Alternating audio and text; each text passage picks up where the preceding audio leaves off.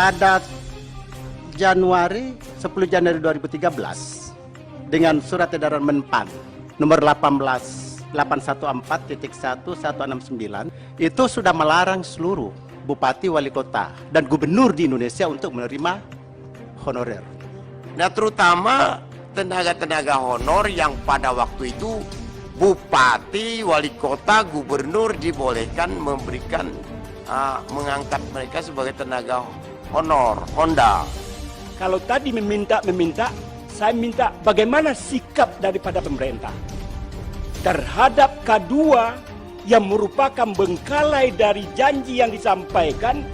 Kalau ini yang kita ikuti, saya yakin beliau tidak akan pernah menjadi ASN kapanpun dan bila manapun.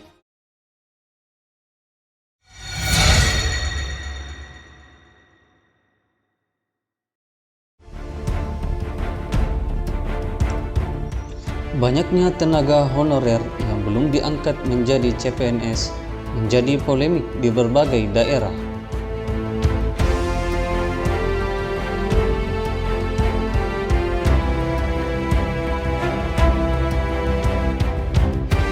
Meski mengabdi cukup lama, kesempatan tenaga honorer menjadi CPNS tidak semudah yang dibayangkan, terlebih bagi tenaga honorer K2.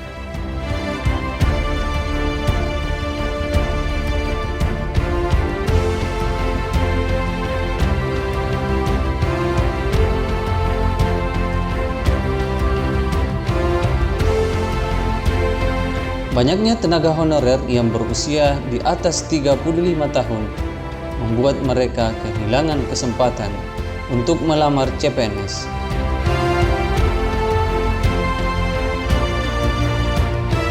Pasalnya, dalam Undang-Undang Aparatur Sipil Negara, syarat CPNS dibatasi maksimal 35 tahun.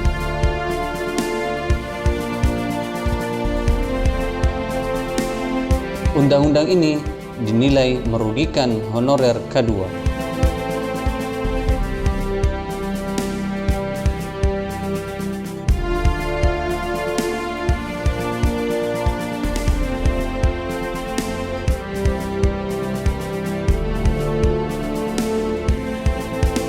Kadang-kadang kami ini dianggapnya bahwa guru honor tidak ada apa-apanya, tetapi ketika guru honor tidak mengajar lagi, alias mau mengajar, bagaimana kira-kira anak-anak kita yang ada di sekolah-sekolah? Apakah itu lagi dari swasta? Dan tentunya hari ini pemerintah pusat, pemerintah daerah harus memperhatikan kita. Karena kenapa? Hari ini adalah kami datang untuk menyampaikan aspirasi, dan kami insyaallah dengan teman-teman, saudara-saudara kami tidak akan tinggal diam tanpa ada regulasi yang dibuat oleh pemerintah pusat dan daerah.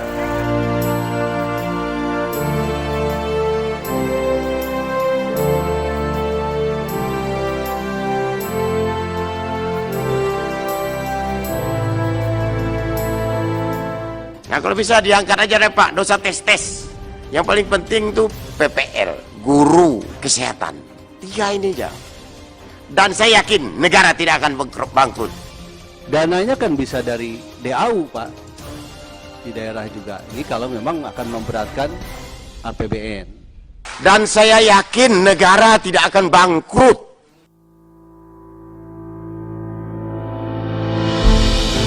Melihat kondisi tersebut, setidaknya ada 3 alternatif kebijakan yang dapat diambil. Yang pertama, pemerintah cukup mengangkat seluruh honorer K2 menjadi aparatur sipil negara, baik PNS maupun P3K. Jika alternatif ini diambil, maka seluruh masalah honorer K2 selesai karena permintaan mereka telah terpenuhi. Namun, di sisi lain, butuh perhitungan yang matang dalam hal keuangan untuk menggaji mereka. Masalah lain yang akan timbul berupa banyaknya tenaga administrasi yang memenuhi instansi pemerintah. Untuk itu, perlu prioritas formasi apa yang akan diisi. Guru dan tenaga kesehatan menjadi dua formasi yang sangat dibutuhkan saat ini.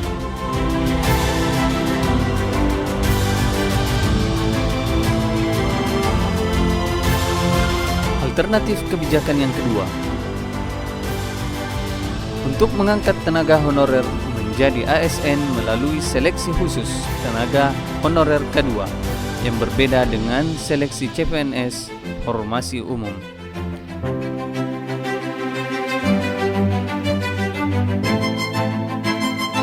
Dengan tetap memperhatikan persyaratan administrasi meliputi masa mengabdi, pendidikan, dan usia, serta memperhatikan persyaratan seleksi.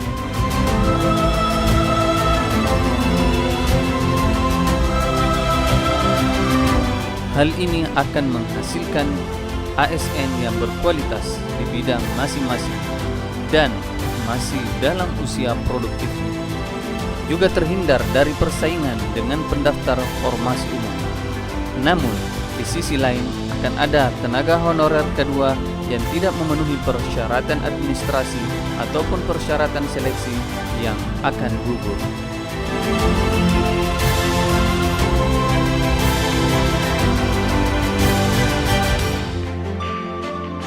Alternatif kebijakan yang ketiga, pengangkatan tenaga honorer menjadi ASN secara bertahap. Instansi yang akan mengangkat tenaga honorer K2 memberikan usulan kepada pemerintah pusat dalam hal jumlah formasi yang dibutuhkan.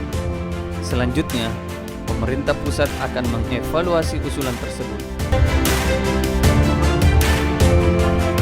Jika dinilai layak, maka instansi pengusul boleh mengangkat tenaga honorer K2 tanpa tes seleksi, melainkan langsung mengisi formasi yang disetujui dengan tenaga honorer K2 yang memenuhi persyaratan. Kebijakan ini dilaksanakan setiap tahunnya sampai semua tenaga honorer K2 sudah habis. Ini akan mengurangi beban anggaran dalam proses seleksi, namun sisi lain akan rawan terjadi praktik KKN. Dari ketiga alternatif kebijakan yang diangkat, maka kami pandang pemerintah dapat mengambil alternatif kebijakan yang menggabungkan seluruh strategi. Pemerintah pusat mengangkat tenaga honorer K2 menjadi ASN secara bertahap dengan menerima usulan jumlah formasi dan persyaratan administrasi dari instansi pengusul, kemudian mengevaluasinya.